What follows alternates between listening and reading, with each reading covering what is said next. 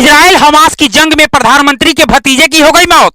गुस्से में नेतन्याहू ने परमाणु की बटन पर रख दिया हाथ। इधर ईरान के राष्ट्रपति ने पीएम मोदी को मिलाया फोन। उधर बाइडेन के आदेश पर अमेरिका ने कर दिया स्ट्राइक। नेतन्याहू ने हमास को खत्म करने की खाई सबसे बड़ी कसम। सुनकर कांप उठे मुस्लिम देश, अब होगा महाविनाश। इजराइल हमास की जंग अब प्रधानमंत्री के घर तक पहुंच चुकी है। पहली बार इजराइल के प्रधानमंत्री चिल्लाकर रो रहे हैं क्योंकि इस जंग में अब नेतन्याहू के भतीजे शहीद हो गए हैं। गुस्से में आकर जैसे ही नेतन्याहू ने परमाणु पर अपना हाथ रखा, मुस्लिम देश ईरान ने पीएम मोदी के पास फोन मिला दिया। ये वही ईरान है जो खुलकर हमास के आतंकियों का समर्थन कर रहा था। इजराइल ने अपने परमाणु बम पर हाथ रखा तो दुनिया के मुस्लिम देश डर गए। दुनिया में 57 मुस्लिम देश हैं और इजराइल के पास 80 से ज्यादा परमाणु बम। इजराइल से लड़ने की बजाय ईरान अब सीधा हिंदुस्तान के पैरों पर आकर गिर पड़ा है। ईरान के राष्ट्रपति ने पीएम मोदी को फोन मिलाया है और मदद मांगी है। भारत और ईरान के बीच क्या बात हुई है, उससे पहले आपको बताते हैं कि आखिर इजराइल के प्रधानमंत्री बेंजामिन नेतन्याहू के भतीजे को हमास ने कैसे मारा। प्रधानमंत्री नेतन्याहू के भतीजे यारेडो नेतन्याहू भी हमास से जंग लड़ रहे थे। इजराइल के स्नाइपर टीम का हिस्सा थे और दुश्मन के घर में घुसकर मारने में माहिर थे।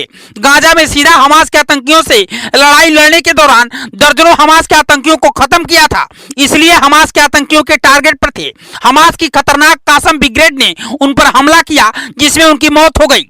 वैसे तो इजराइल ने इसके बारे में किसी को नहीं बताया, लेकिन रूस और तुर्की की मीडिया का दावा है कि नेतन्याहू के भतीजे यारेडो नेतन्याहू की हमास के हमले में मौत हुई है। नेतन्याहू अपने भतीजे की मौत से बहुत ज्यादा गुस्से में है।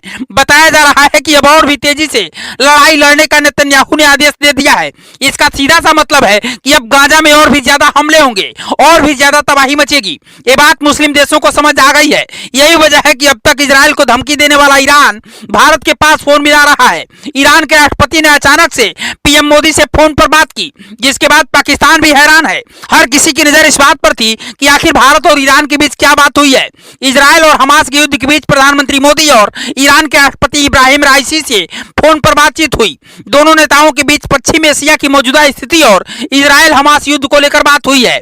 सूत्रों का दावा है कि इस दौरान ईरान ने पीएम मोदी से इजराइल युद्ध में दखल देने की मांग की है।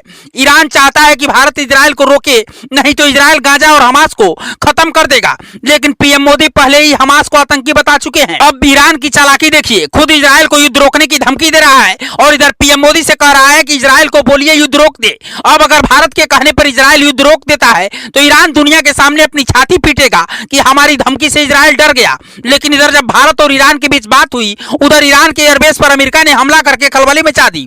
जब से इजराइल के पीएम नेतन्याहू के भतीजे की युद्ध में मौत हुई है, उसके बाद तो नेतन्याहू और ज्यादा गुस्से में है। बेंजामिन नेतन्याहू अब हर हाल में हमास के आतंकियों को खत्म करना चाहते हैं और पूरे गाजा को लगता है कि रेगिस्तान बनाकर ही सांस लेंगे। इस वक्त जैसे हालात हैं, कुछ ऐसा ही लग रहा है, क्योंकि पूरे गाजा को इस वक्त इजराइल की सेना ने 2 टुकड़ों में बांट दिया है।